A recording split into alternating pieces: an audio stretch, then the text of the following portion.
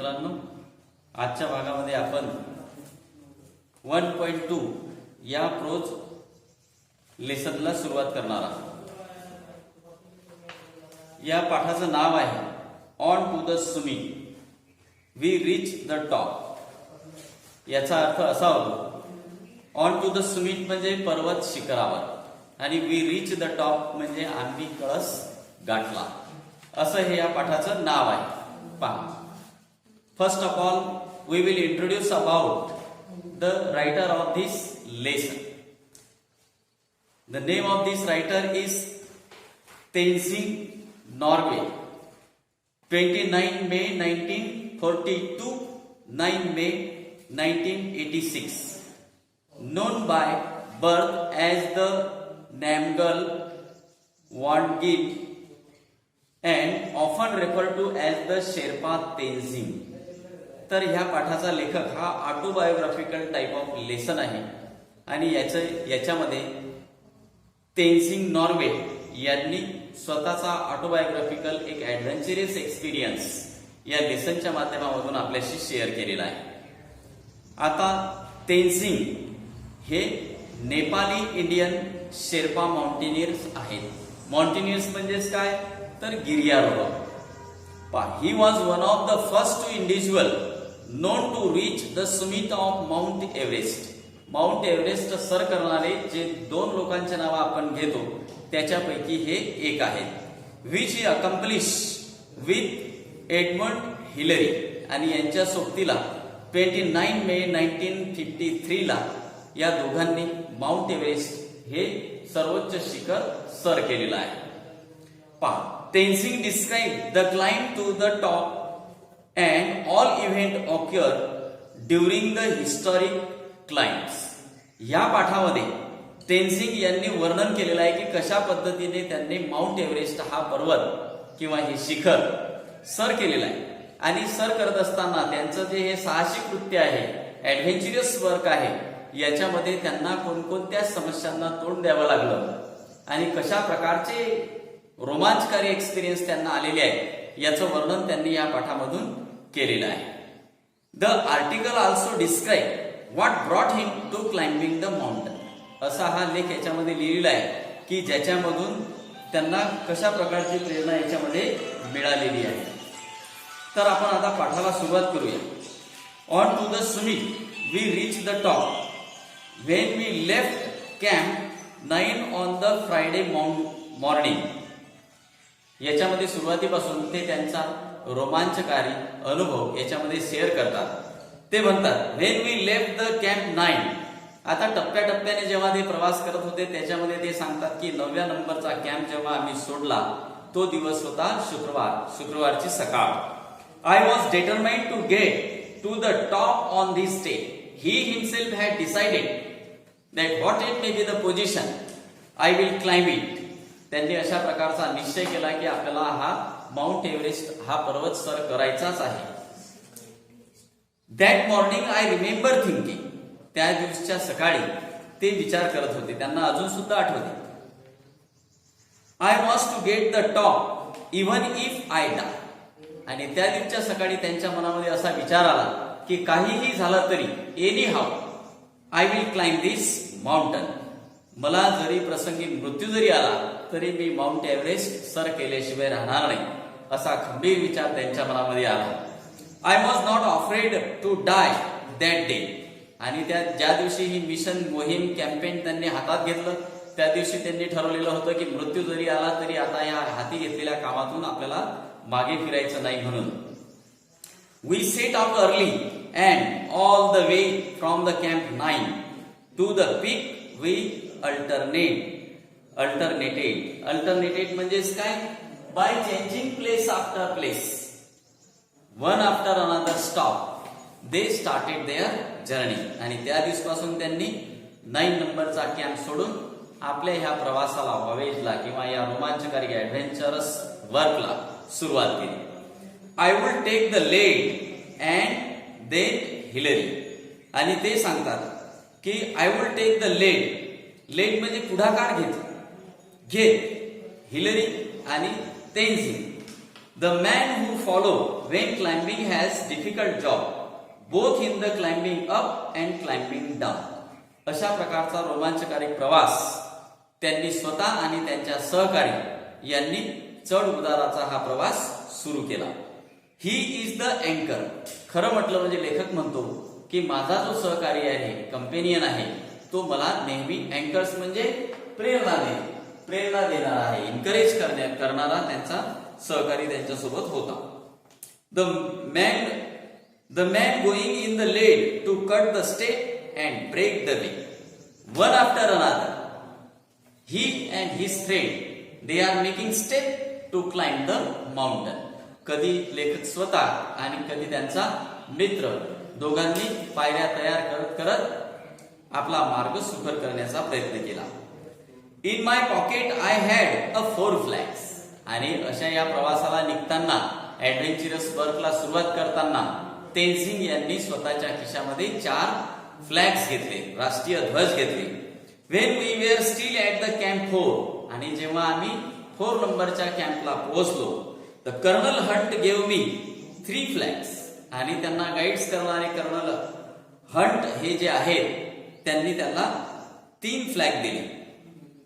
आता ते 3 फ्लॅग कोण्या देशाचे होते? Those of Britain, United nation and Nepal.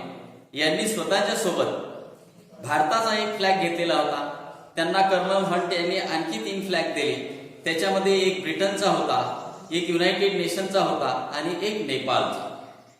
He charge me with the duty of planting them on the top of the world.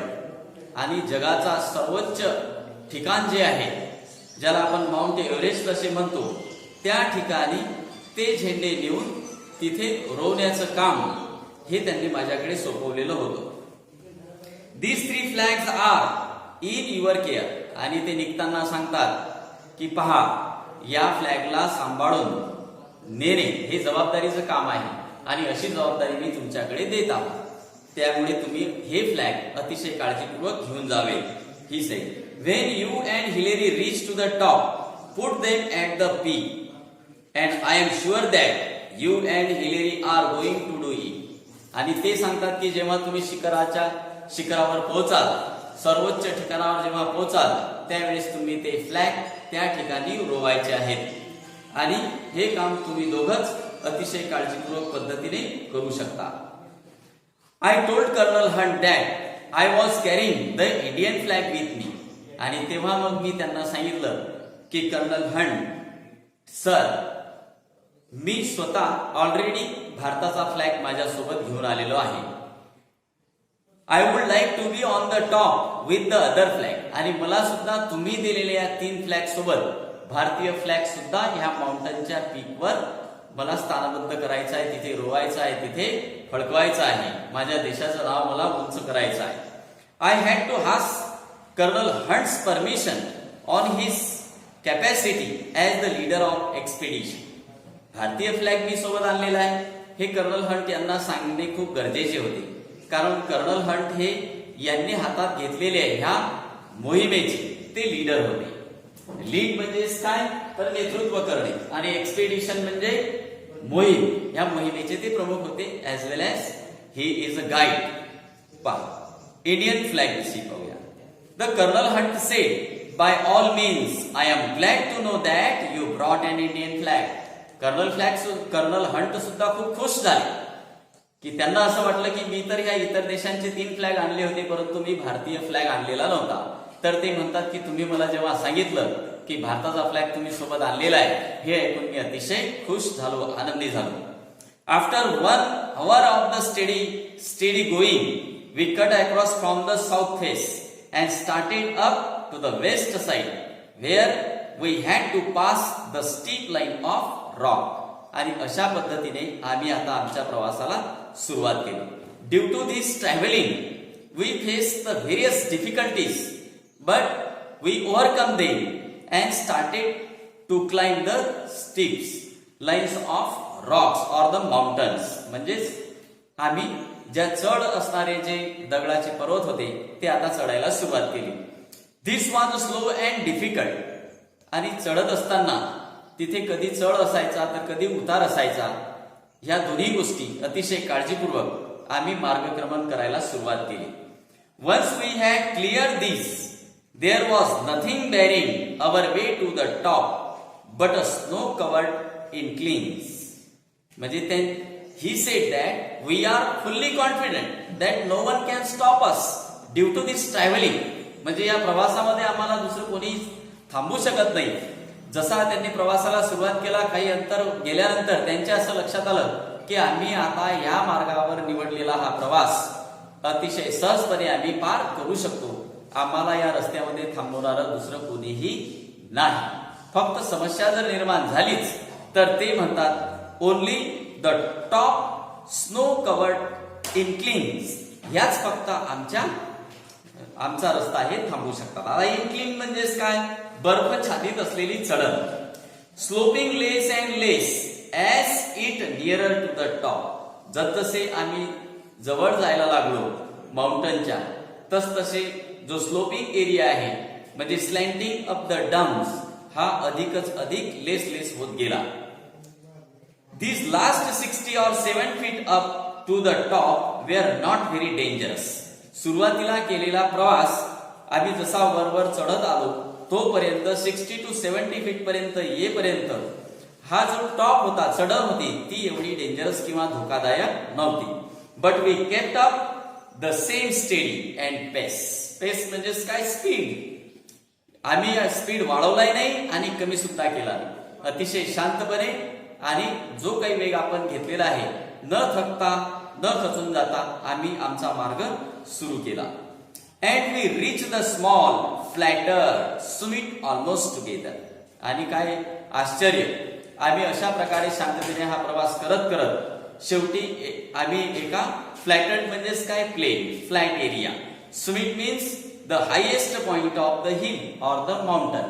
शेवटी आम्ही तिथे जाऊन पोहोचलो. During the last 50 feet from the peak, त्या शिखरापासून शेवटचे 50 म्हणजे 50 फुटाचे अंतर जवळपास. Hillary and I were moving about the 20 feet apart. तिथून आणखी आम्ही 20 फीटचं अंतर हे पार केलं. We were tied together with the rope. आता मात्र रस्ता हा थोडा डेंजरस, धोकादायक व्हायला सुरुवात झाली होती आणि म्हणून प्रिकॉशन्स म्हणून आम्ही एकमेकांना दोराने बांधून घेतले किंवा एकमेकांना सहारा देण्यासाठी आम्ही तशी व्यवस्था केली. To the rope. Most of the time the rope was loose. मग आता दोरांचा आधार याच्यासाठी घेतला की हात पाय वगैरे जर घसरला तर अशा वेळेस सहारा मिळावा म्हणून काही ते दोर एकमेकांच्या मध्ये खूप जास्त टाईट होते असे नव्हते, तर दोघांचं योग्य अंतर ठेवून हे रोप लूज होते म्हणजे थोडे ढिले सोडलेले होते. But when we went over the dangerous ground, we grew it taut. परंतु जसजसे आम्ही डेंजरस ग्राउंडवर पोहोचायला लागलो किंवा थोड्याशा धोकादायक एरियामध्ये आम्ही पोहोचायला लागलो तसतसे आम्ही एकमेकांना आधार देण्याच्या दृष्टिकोनामधून आम्ही तो दोर थोडासा टाईट केला. दिस रोप वॉज अ सिम्बॉल. आणि हा रोप म्हणजे फक्त आमच्यासाठी दोरी नव्हती तर ते एक प्रकारचं प्रतीक होतं. It tied us together. It is the symbol of integrity, unity. तोच दोर आम्हाला दोघांना एकत्र बांधून ठेवत होता. One could not move with the other.